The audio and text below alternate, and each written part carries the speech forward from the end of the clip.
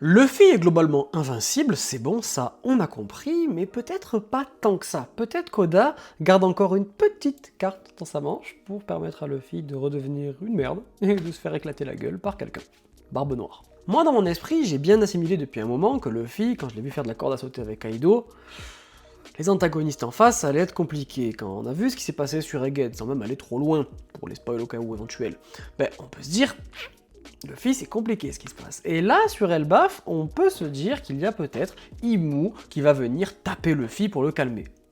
Je pense pas, parce que pour moi, Imu va intervenir après que Luffy ait réussi à power-up encore un petit peu. Déjà que c'est n'importe quoi, mais c'est surtout en termes de résistance, avec son côté cartoon et tout. Mais pour moi, Barbe Noire va limiter les pouvoirs de Luffy. J'en ai déjà parlé très souvent sur ce compte, mais Barbe Noire, pour moi, va réussir à éveiller son fruit, son Yami Yami no Mi, pour l'instant, mais bon, à mon avis, c'est pas ça, et réussir à éveiller ça, un peu comme Luffy, pour toucher tout ce qu'il y a autour de lui, et faire en fait une espèce de room, un peu comme l'eau, dans laquelle il n'y a pas de pouvoir de fruit du démon, hormis le sien.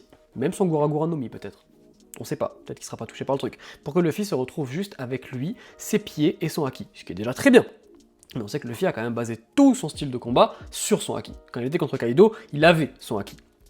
Et il avait aussi son fruit du démon qui était activé. Et là, la différence. Donc moi, je me dis Barbe Noire vs Luffy. C'est quelque chose d'intéressant, et le retrait de pouvoir, je pense pas que Oda il est mis là pour rien.